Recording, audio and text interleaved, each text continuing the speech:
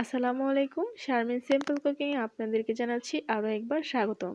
আজকে তৈরি করে দেখাবো চালতার। তো অনেকেই শুনে এটা অবাক হয়ে গেছেন, আবার অনেকেই এটার বিষয়ে জানেন। আশা করি আজকের রেসিপি ভালো লাগবে, তাহলে চলুন রেসিপি শুরু করা যাক।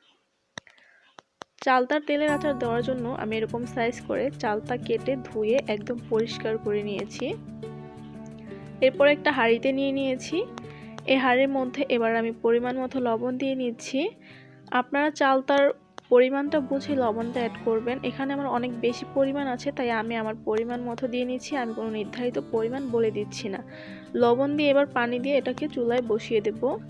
সেদ্ধ হওয়ার জন্য যতটুকু পানি লাগবে ঠিক ততটুকুই দেওয়ার চেষ্টা করবেন। চালতাগুলো সেদ্ধ করে নিয়েছি, এবার চালতাগুলোকে থেতলে নেব। আপনারা যদি বেশি টক খেতে চান সেক্ষেত্রে পানিগুলো ফেলার দরকার নেই, জাল করে শুকিয়ে নেবেন। চালতাগুলো আমি থেতলে নিয়েছি। আমি শিলপাটা শিলনোড়া দিয়ে থেতলে নিয়েছি। আপনারা চাইলে কিচেন হামার বা শিলপাটাও পিষে নিতে পারেন। এবার আমি একটা কড়াই বসিয়ে দিয়েছি, আর এটা যেহেতু তেলের আচার, তেলের পরিমাণটা কিন্তু বেশিই লাগবে। তো এখানে আমি বেশ কিছুটা তেল দিয়ে দিয়েছি। এবার এর মধ্যে আমি দিয়ে দেব হচ্ছে ধনিয়া আর জিরার বাটা। আমি হালকা ধনিয়ার বাটা আর একটু বেশি জিরার বাটা, মানে দুইটা একসাথে মিক্স করে 1 চামচ পরিমাণ দিয়ে দিয়েছি। বেশ খানিকটা দিয়ে দিচ্ছি রসুনের কোষা, এখানে 10-12টার মতো হবে। আর দিয়ে দিচ্ছি 1 টেবিল চামচ সরিষা বাটা, এটা অবশ্যই ব্যবহার করবেন।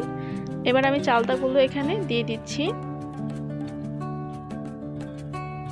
তো আমি এখানে সবগুলো চালতা দিয়ে নিয়েছি। এবার আমি 1/2 টেবিল চামচের মতো মরিচের গুঁড়া আর 1/2 টেবিল চামচের মতো হলুদের গুঁড়া দিয়ে দিচ্ছি। খুব বেশি হলুদের গুঁড়া ব্যবহার করতে যাবেন না। এগুলোকে সব ভালোভাবে নেড়েচেড়ে মিশিয়ে নিচ্ছি। তো দেখতেই পাচ্ছেন খুব ভালোভাবে কিন্তু মেশানো হয়ে গেছে। এর মধ্যে আমি দিয়ে দেব হচ্ছে শুকনো মরিচ টেলে আমি ফাঁকি করে নিয়েছি, হাত দিয়ে ডলে ফাঁকি করে নিয়েছি। এবার এগুলোকে দিয়ে আমি ভালোভাবে নেড়ে চেড়ে দিয়েছি। এবার দিয়ে দিচ্ছি বেশ খানিকটা বিট লবণ। আপনারা চাইলে বিট লবণটা স্কিপ করতে পারেন, দিলে টেস্টটা ভালো আসবে। এবার দিয়ে দিচ্ছি নর্মাল লবণ, আমি দুইটা মিলিয়ে দিয়েছি। আপনারা চাইলে শুধু নর্মাল লবণটা ব্যবহার করতে পারেন। এখানে 1 চামচের মতো দিয়ে দিচ্ছি চিনি, এতে করে টেস্টটা একটু ভালো আসবে। এবার এগুলোকে ভালোভাবে নেড়ে চেড়ে মিশিয়ে নেব।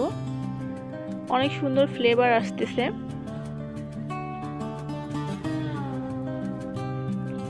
তো দেখতে পাচ্ছেন তেলগুলো ভেসে উঠেছে, এটা কিন্তু প্রায় হয়ে আসছে। এর মধ্যে আমি দিয়ে দিচ্ছি 5 ফোড়ন ফাঁকি। 5 ফোড়ন তেলে আমি এখানে ফাঁকি করে নিয়েছি। এবার এগুলোকে ভালোভাবে নেড়ে চেড়ে আমি মিশিয়ে নেব। চেষ্টা করবেন 5 ফোড়নটা একটু বেশি দেওয়ার জন্য, এতে করে আচারের ফ্লেভারটা অনেক বেশি ভালো আসে।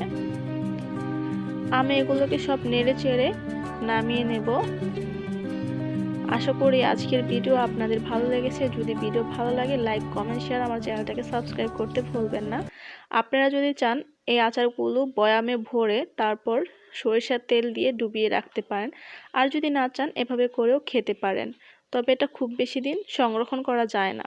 তো সবাই ভালো থাকবেন, সুস্থ থাকবেন, আমার জন্য আমার পরিবারের জন্য দোয়া করবেন। আল্লাহ হাফেজ। আসসালামু আলাইকুম।